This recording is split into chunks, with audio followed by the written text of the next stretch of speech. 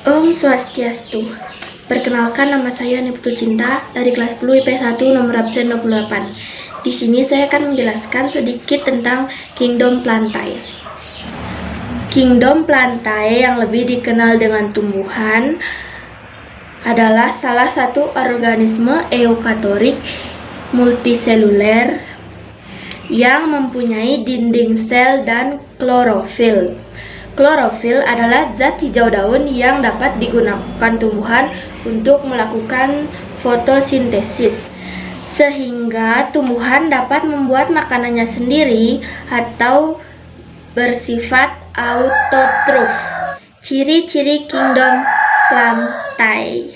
Yang pertama, pada dinding sel tersusun oleh selulosa, mempunyai klorofil untuk melakukan fotosintesis, bisa membuat makanannya sendiri dengan bantuan cahaya matahari. Eukatorik, bersifat multiseluler, dapat menyimpan makanan dalam bentuk amilum atau pati, dan dapat mengalami pergiliran keturunan dalam siklus kehidupannya. Ada beberapa jenis tumbuhan Kingdom Plantae, antara lain yaitu tumbuhan lumut, tumbuhan paku, dan tumbuhan berbiji. Tapi di sini saya akan menjelaskan salah satu tumbuhan, yaitu tumbuhan paku. Tumbuhan paku merupakan organisme autotrof yang memiliki kemampuan untuk menyusun zat makanannya sendiri maupun untuk organisme lainnya. Tumbuhan paku atau yang bisa disebut dengan tumbuhan pakis tersebut termasuk ke dalam tumbuhan berkurmus atau Cormophyta, yaitu jenis tumbuhan yang memiliki akar, batang, dan daun sejati. Spora yang dimiliki tumbuhan paku disebut dalam kontak spora, sehingga tumbuhan paku juga dapat disebut sebagai Cormophyta berspora. Tidak hanya memiliki akar, batang, dan daun sejati, tumbuhan paku juga memiliki ciri-ciri khusus pada bagian-bagian tersebut. Yang pertama adalah ciri-ciri daun pada tumbuhan paku, yaitu membentuk melingkar dan menggulung pada usia muda. Yang kedua, berdasarkan ukuran, daunnya terbagi atas mikrofil dan makrofil. Dan yang ketiga, berdasarkan fungsinya, daunnya terbagi atas sporofil dan toprofil. Namun meskipun sporofil, umumnya daun tersebut juga dapat melakukan fotosintesis yang disebut dengan daun toposporofil. Dan yang terakhir, daun tumbuhan paku memiliki sorus di bawah permukaan daunnya. Sorus merupakan kumpulan bulatan kecil yang dilindungi oleh idusium pada usia muda. Di dalam korus terdapat banyak sporogium yang merupakan tempat pembentukan spora atau kontak spora. Yang kedua adalah ciri-ciri batang pada tumbuhan paku. Yang pertama, batang pada paku sebagian besar tidak terlihat karena berada di dalam tanah. Namun, ada pula paku yang memiliki batang di permukaan. Yang kedua, terdapat beberapa batang pada paku yang berupa rizome atau belum memiliki batang yang nyata. Dan yang terakhir, memiliki pembuluh atau berkas pengangkut. Dan ciri-ciri yang terakhir adalah ciri-ciri akar pada tumbuhan paku.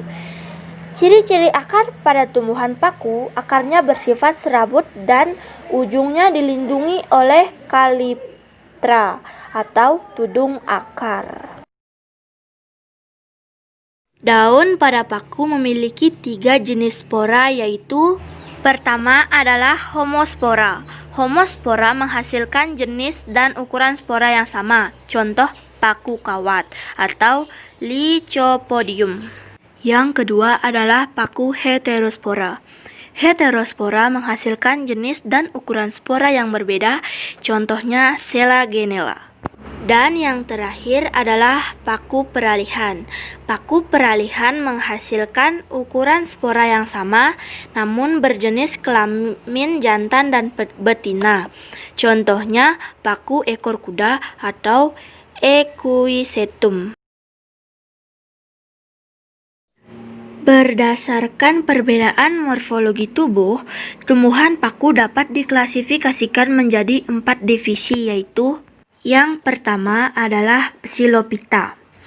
Tumbuhan berpembuluh paling primitif atau disebut juga dengan paku purba. Belum memiliki struktur akar atau akar rizome. Umumnya tidak memiliki daun atau paku telanjang, namun tumbuhan tersebut memiliki daun, bentuknya kecil atau mikrofil, dan belum diferensiasi. Belum memiliki pembuluh pengangkut.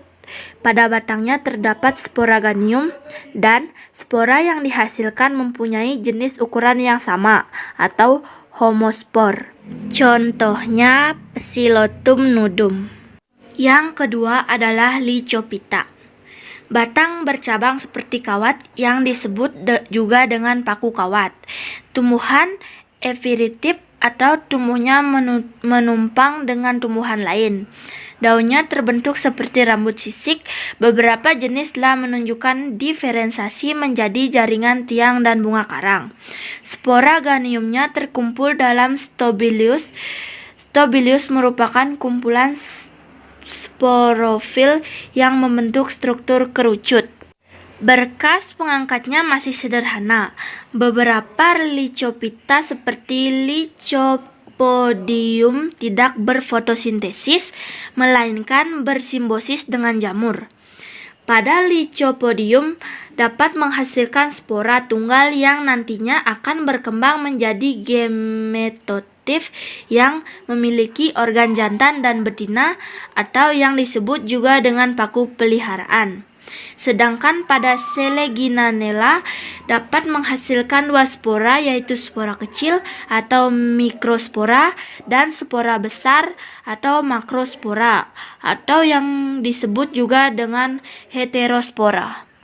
Contohnya adalah Isoetes. Yang ketiga adalah Sphenophyta. Memiliki banyak daun dengan bentuk seperti kawat dan tersusun melingkar, beserta batangnya berongga dan beruas seperti ekor kuda, membuat kelompok paku ini disebut dengan paku ekor kuda. Seperti halnya pada Lycophyta, sporaganium pada kelompok paku ini juga berada di dalam stobilus, merupakan paku peliharaan. Contohnya Equisetum delibel. Yang keempat atau yang terakhir adalah Pterophyta.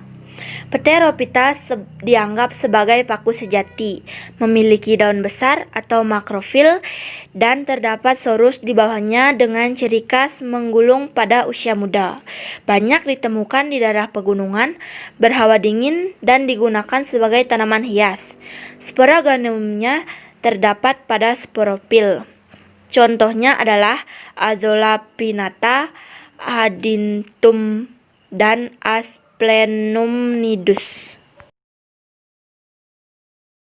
Berdasarkan habitatnya, tumbuhan paku dapat diklasifikasikan menjadi 3 divisi, yaitu yang pertama adalah paku tanah. Paku tanah merupakan tumbuhan paku yang hidup di tanah atau merayap di permukaan yang terjal. Contohnya adalah Lydiasa macracana. Yang kedua merupakan jenis tumbuhan paku yang hidup menumpang di tumbuhan lainnya, terutama pada pohon.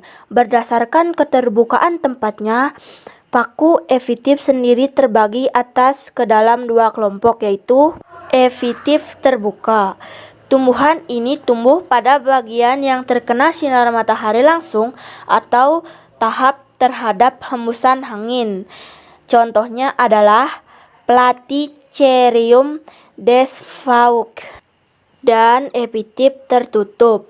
Tumbuhan ini tumbuh pada bagian bawah pohon yang terlindungi atau tertutup sinar matahari. Contohnya Anthropium caulifolium. Dan yang ketiga atau yang terakhir adalah paku akuatik.